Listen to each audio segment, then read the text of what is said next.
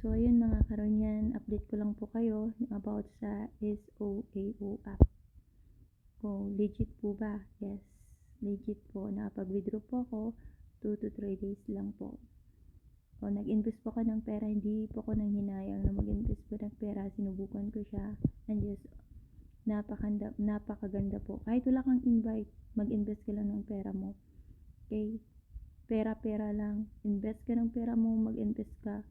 Kahit hindi ka makapag-invite, makikita ka, makakapag-withdraw ka. No need to invite para mag-withdraw.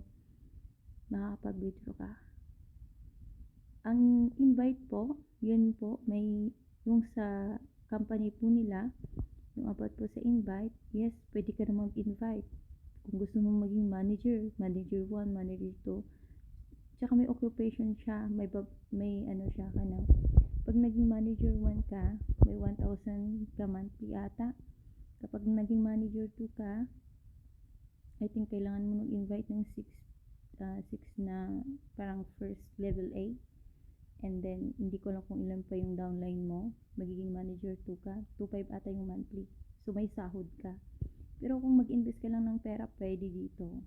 Okay, pera lang. Pera mo, mag-invest ka. No need to invite. Yun, kikita ka.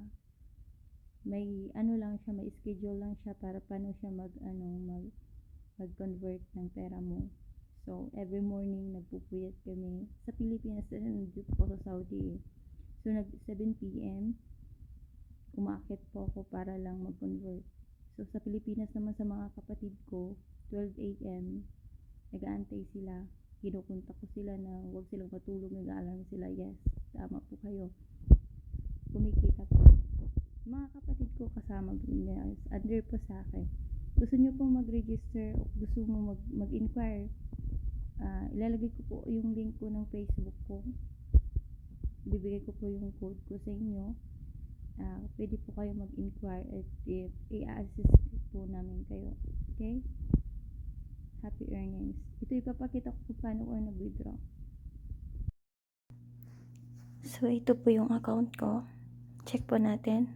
May kita po ako na 1,392.5. Kasi may natitira ako 1.2 kilowatt na hindi ko siya na-convert. But that's okay.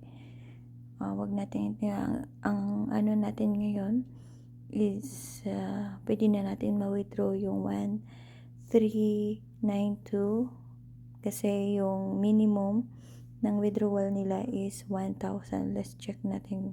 Okay, check muna natin yung. So, pag withdraw, ito po yung tutorial kung paano po mag-withdraw. So, punta tayo dito sa SOAO. Okay, pindutin natin yan. So, nandito na tayo, makikita natin yung withdraw. Okay, ito na yung withdraw. So, click lang natin yan. Okay, I have 1,392.5 balance ng wallet ko. So, ang sabi nila dito,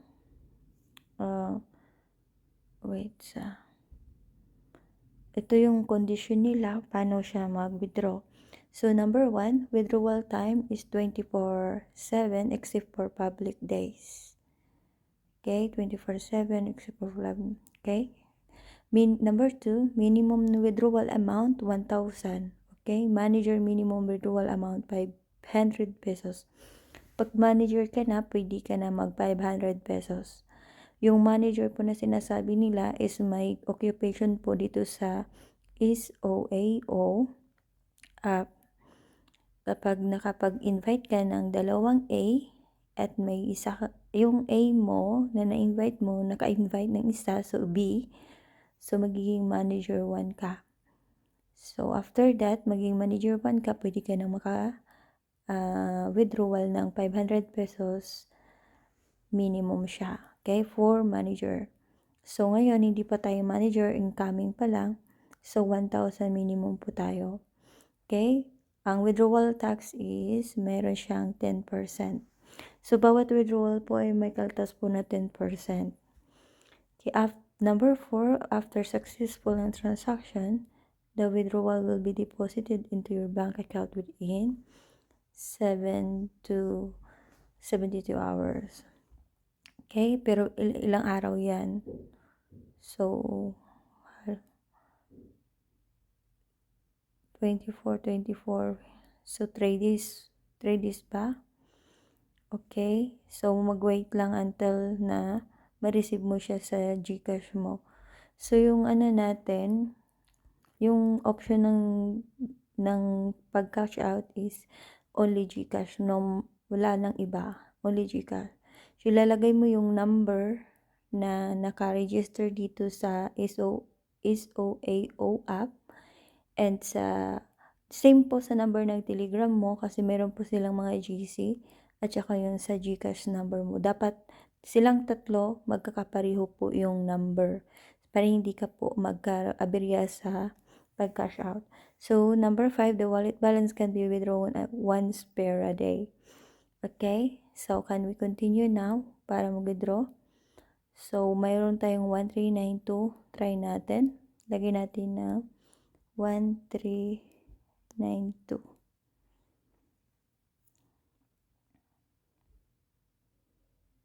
Okay. So, kailangan pa pala natin ikaltas yung ano. So, sabihin na lang natin 1,2 yung i-withdraw kasi may 10% pa siya. Try natin 1,2. Anong mangyayari? So, 1,320. So, okay na. How about 50? Okay, makapag-withdraw tayo ng 1,250. So, may balance pa tayo na tingnan mo yung ano niya, yung withdrawal tax natin is 125. Okay. So, ano pang gagawin natin? Ano? So, may natitira pa tayong may ilan na lang. About 60. Ano natin ng 160? So, okay na? Or 65? Inano talaga, sinagad talaga. So, mag-withdraw tayo 1,265. Okay?